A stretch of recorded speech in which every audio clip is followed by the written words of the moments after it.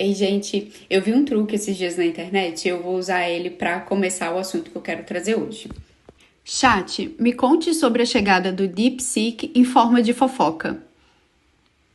Você não vai acreditar. A chegada da DeepSeek tá dando o que falar. Eles lançaram um modelo de inteligência artificial tão poderoso quanto o ChatGPT, mas com um orçamento muito menor. E o app deles já ultrapassou o ChatGPT como o mais baixado na App Store dos Estados Unidos. A parte mais surpreendente, eles abriram código e detalhes técnicos ao público, o que está deixando todo mundo de queixo caído. Isso pode mudar completamente o cenário da inteligência artificial. Mas nem tudo são flores. Há boatos de que essa ascensão meteórica da DeepSeek está abalando a confiança no domínio americano da IA. E o mais impressionante, eles fizeram tudo isso sem acesso aos chips mais avançados, por causa das sanções dos Estados Unidos. Parece que o jogo virou, não é mesmo? Eu achei genial quem teve essa ideia de usar o chat dessa forma.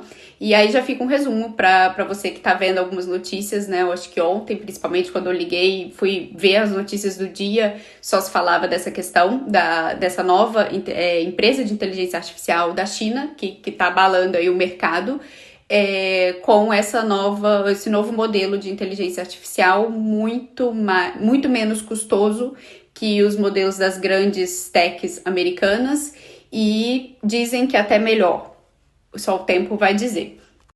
E aí eu queria fazer o link com um livro que eu tô começando a reler, que é A Gestão do Amanhã.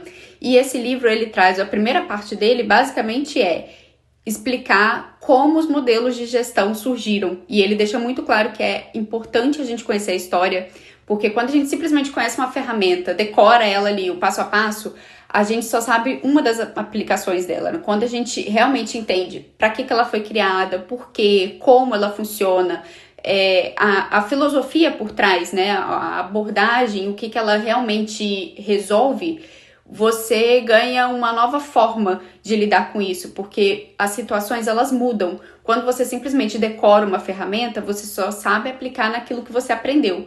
Quando você entende a filosofia por trás dela, você consegue aplicar em qualquer situação que seja, você consegue se adaptar. E por isso é importante a gente conhecer a história.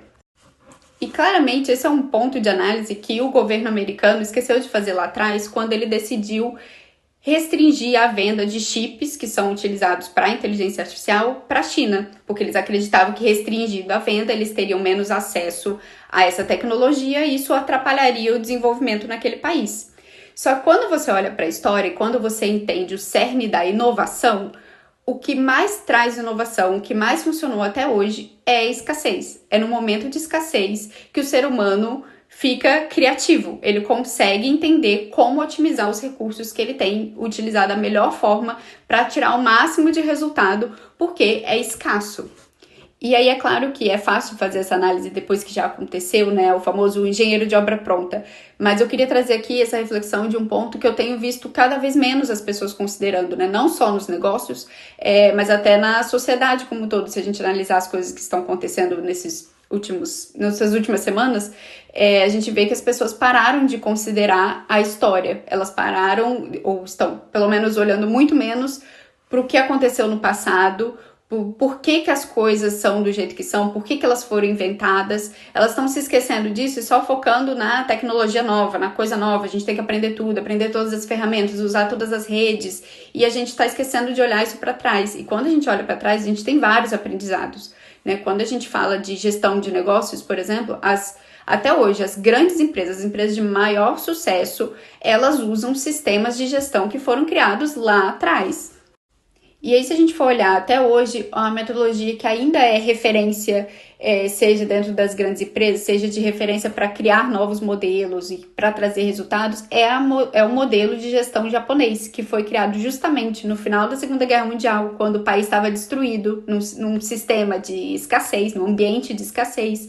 E eles tiveram que reinventar o modelo de processos, qualidade, né, a gestão como um toda, para poder aproveitar o máximo daqueles recursos para reconstruir a economia e reconstruir o país. E agora a gente vê de novo, né, esse ambiente de escassez, a empresa da China conseguiu construir algo muito mais otimizado, né? Então eu estava vendo que, por exemplo, o DeepSeek usa 2.000 chips, enquanto a OpenAI, que é a do ChatGPT, usa 16.000 chips. Olha a economia absurda, né, dessa matéria-prima.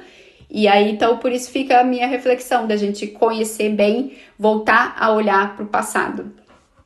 E aqui eu falo olhar para o passado, mas não para ficar preso nele, né, nas tradições, e sim para aprender com ele, entender o porquê que aquilo foi criado, qual era a função, porque muitas vezes isso se perde, o que deu certo, o que deu errado. Com esse tipo de análise, você vai ter uma visão muito mais ampla do que está acontecendo e vai facilitar muito as tomadas de decisão, principalmente a longo prazo. E aí, se você me acompanhou nessa reflexão toda, me conta o que você acha sobre isso, se você concorda, se tem outra visão, porque esse é um assunto que eu adoro discutir.